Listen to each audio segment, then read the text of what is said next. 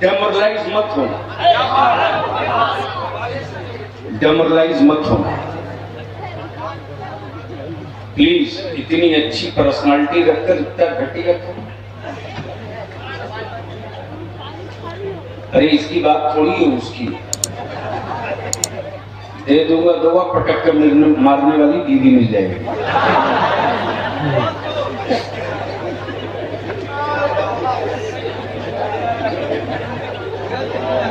دے دوں گا دوا پٹک کے مارنے والے بیوی مل جائے گی. دل بر مطمئن ہے یہ کام مسلسل ہو رہا ہے.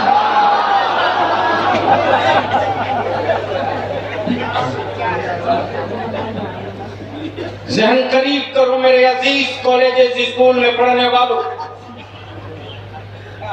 سرکار سرکاہی کے ٹکڑے خوروں میں بھی کچھ غدار نکلے ہیں، اور آج وہ کہتے ہیں کیا ہے مسلک اعلیٰ حضرت.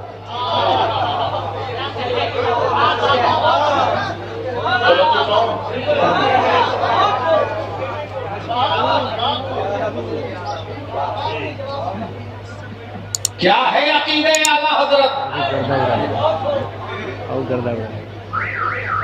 کیوں نعرہ لگتا ہے رے یار؟ پارٹی والا پارٹی والے کو روک سکتا ہے،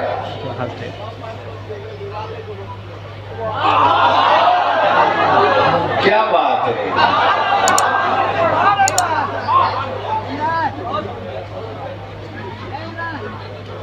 تب نہ بلیا بھی کہتا میدان بھی تمہیں طے کرو، تاریخ بھی تمہیں طے کرو. ارے تب کے بلیا بھی تھوڑی ہی بات کرے گا، اس کا باپ ڈکیتی نہیں کیا ہے. بلیابی کیوں دب کے بولے گا جی؟ بلیابی کے باپ نے دیش کا خزانہ نہیں لوٹا ہے. اور میں تو کہتا ہوں کہ مدرسوں پر پتھر چلانے والوں، ارے میاں دودھ پلائی ہے تو کسی بریلوی مدرسے پر انگلی رکھ کے دکھا، بازو اتار لوں گا، بازو اتار.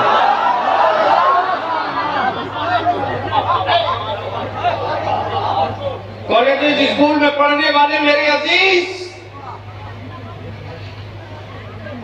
میرے نبی آخری نبی،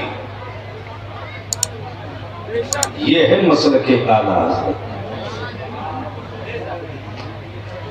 میرے نبی نور ہیں،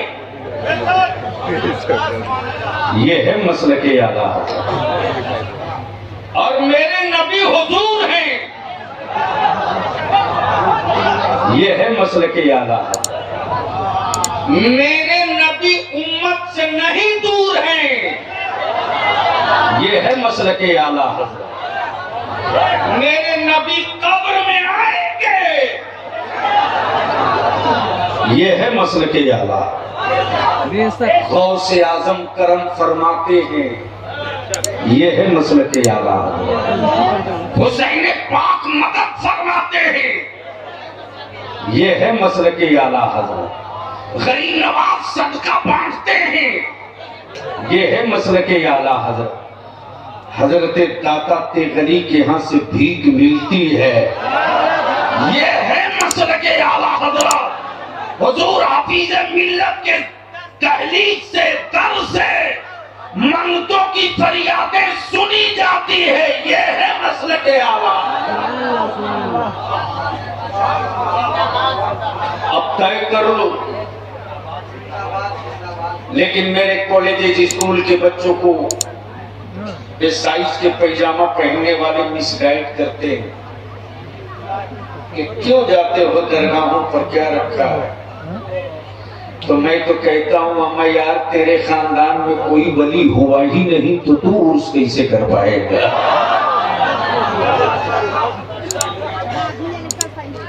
جس کا کوئی ہوتا ہے وہی نہ اس کی یاد مناتا ہے. ارے بولو نا. اور جس کا کوئی نہ ہو تب ان سبوں نے سوچا یار ہمارے یہاں تو کوئی ہے ہی نہیں جس کی منانا. تو مولویوں کے شیش منڈل نے طے کیا کہ تو ناجائز لکھ دو، جب ہم نہیں منائیں گے تو اس کو بھی نہیں منانے دیں گے۔ لیکن واہ بریلی کے اعلیٰ حضرت، توجہ کرو، آیا نورا شریف، دیکھا 10-12 بالکل نئی اسکارپیو جھنڈے کے ساتھ کھڑی ہے۔ میں نے برادری گرامی بھائی عمر صاحب سے پوچھا، مکھیا جی کدھر کا ارادہ؟ انہوں نے کہا حضرت صاحب سجادہ آ رہے ہیں، ہم لوگ جا رہے ہیں اجمیر شریف۔ کیا کہا؟ کیا کہا؟ کیا کہا؟ اجمیر سے دل بر جیسے ہی صاحب سجادہ ہے پورا قافلہ گیا، آستانے حفیظیہ کی چوکھٹ چوم کر حاضری دی اور اجازت لیا کہ میں چلا اجمیر۔ زور سے کیا کہا؟ میں چلا اجمیر۔ جیسے ہی یہ قافلہ یہاں سے نکلا،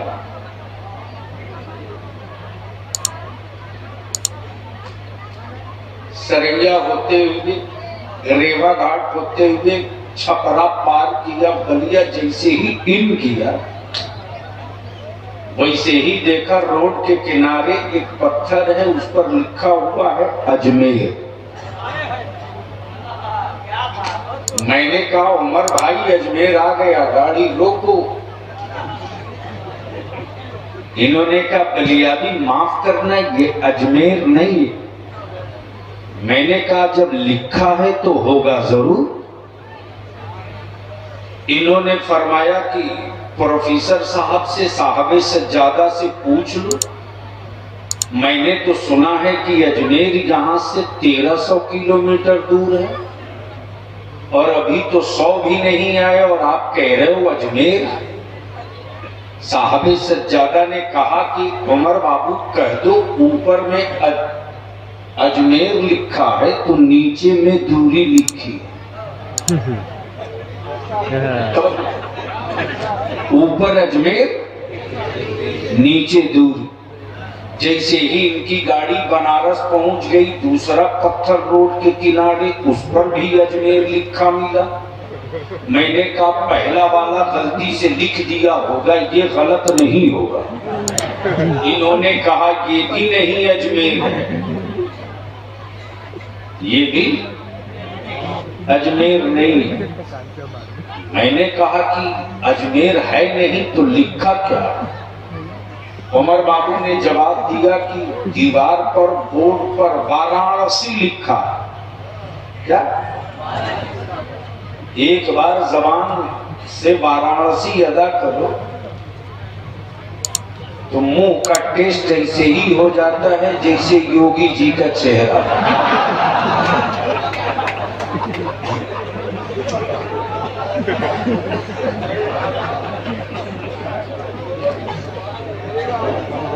ایک بار دیکھا ایک بندر آئینہ لے کر کے کبھی اپنے آپ کو دیکھے، کبھی ان کو دیکھے، کبھی اپنے آپ کو، کبھی ان کو۔ میں سوچتے رہا یہ کس سیلون سے لایا ہے؟ تو اچھل کے ایک ڈال سے دوسرے ڈال پر اس نے مسکرا کر کہا کہ اب تک تو ہم اکیلے تھے بن میں، اب ہمیں کوئی غم نہیں، میرا ساتھی آ گیا ہے۔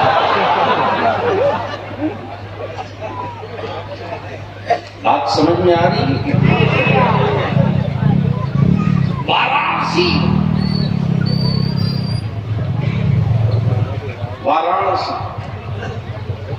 لکھا اجمیر، شہر وارانسی۔ پہنچ گئے الہ آباد۔ اب تو نام بدلنے کا کمپٹیشن ہے، میں نے رائے دیا ہے کہ بھارت کا بھی بدل ہی دو، نہ رہے پاس نہ باجے پاسو۔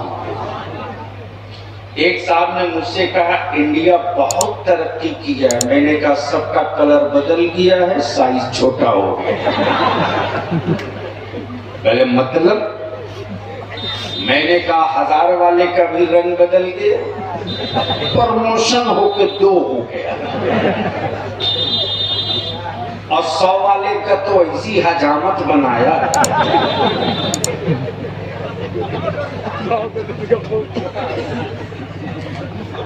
کہ کوئی سائز ہی نہیں ہے۔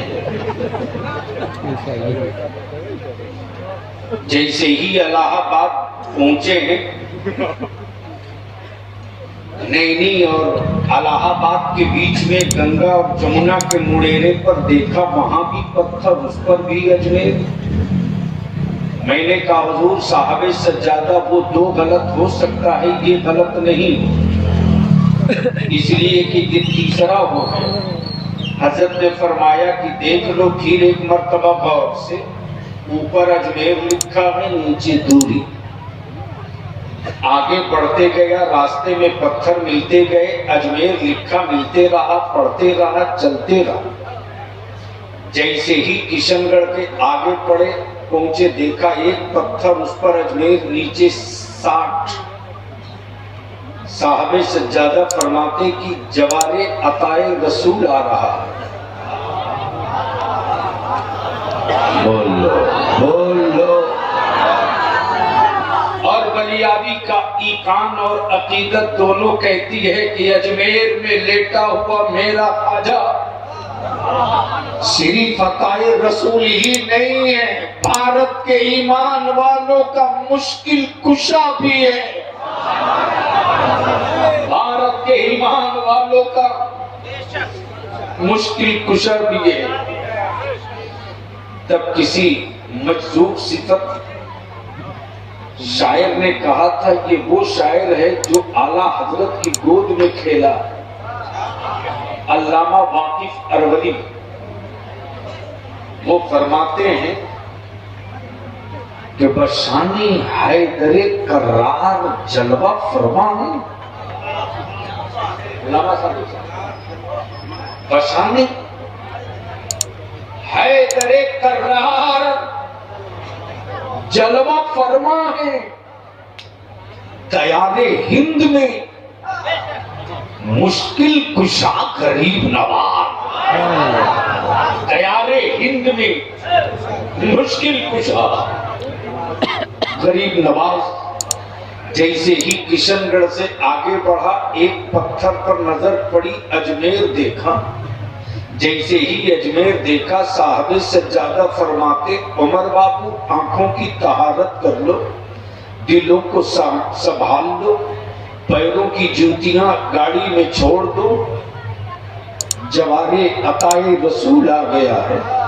نگاہیں نیچی کیے جیسے ہی پہنچے ہیں باب غریب نواز پر، حیا کا پتلا بنے، ملتجی کا لہجہ لیے، زبان کھل نہیں رہی، آنکھیں سب کچھ کہے جا رہی ہے۔ جیسے ہی پہنچے، میں نے کہا صاحب سجادہ راستے میں اتنا اجمیر کا پتھر ملا، نہ رکے، یہاں کیوں رک گئے؟ بول پڑے صاحب سجادہ اس لیے کہ اوپر میں اجمیر ہے، نیچے میں زیرو۔ میں سوچتے رہا پورے دیش کا انجینئر ایک ساتھ کیوں پاگل ہو گیا؟ شہر کہیں اور، پتھر کہیں اور۔ ارے مظفر پور کا پتھر مظفر پور میں لگا دو، مظفر پور کا پتھر ریوا میں کیوں؟ ریوا کا پتھر چھپرا میں کیوں؟ چھپرا کا پتھر بلیا میں کیوں؟ بلیا کا پتھر بنارس میں کیوں؟ بنارس کا پتھر الہ آباد میں کیوں؟ شہر کہیں اور، پتھر کہیں اور۔ اے انجینئروں، کیوں دیش کا خزانہ لوٹ لیے؟ ارے شہر کا پتھر شہر میں رہنے دیتے۔ اجمیر 1300 کلومیٹر دور، اور ہر 10-20 کلومیٹر پر، ہر 150 किलोमीटर पर तूने अजमेर का पत्थर क्यों लगा दिया? इंजीनियरों ने जवाब दिया, बनियावी जो तेरा काम है तू कर, जो मेरा काम है मैं करूं। रास्ते में जितना पत्थर मिला था वो अजमेर नहीं था, अजमेर आने का रास्ता था। अगर कभी कोई अजमेर आया ना हो, पहली मर्तबा नेवरा शरीफ से चला हो और रास्ते से भटकाने वाले जगह जगह जमात लिए खड़े हो, तो पूछने की जरूरत नहीं है। पत्थर देखते रहो चलते रहो, पत्थर देखते रहो चलते रहो, पत्थर देखते रहो चलते रहो। तब बनियाबी का इश्क बोल पड़ा, रास्ते में जितने अजमेर का पत्थर मिला था वो अजमेर नहीं था, वो अजमेर का रास्ता था। अब बनियाबी को कहने दो, मेरा गौस खुदा नहीं है, खुदा तक पहुंचने का रास्ता है।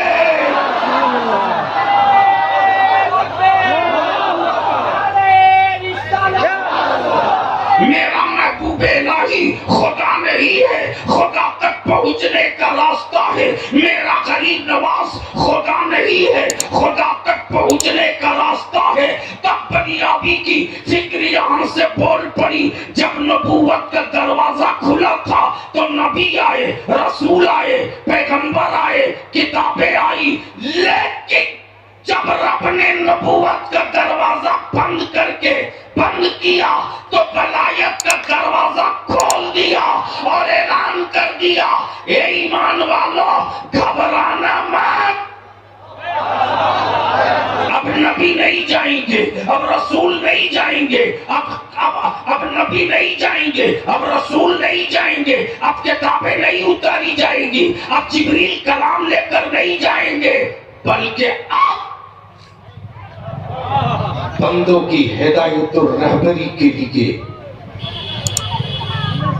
अगवास जाएंगे, अक्ताब जाएंगे, नकबा जाएंगे, नजबा जाएंगे, मजूदीन जाएंगे, मशाइखीन जाएंगे, इमाम मुज्तहिदीन जाएंगे।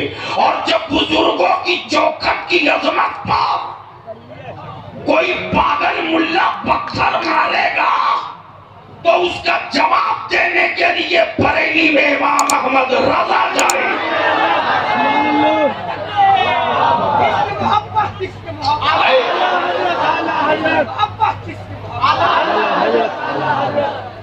आज यही वो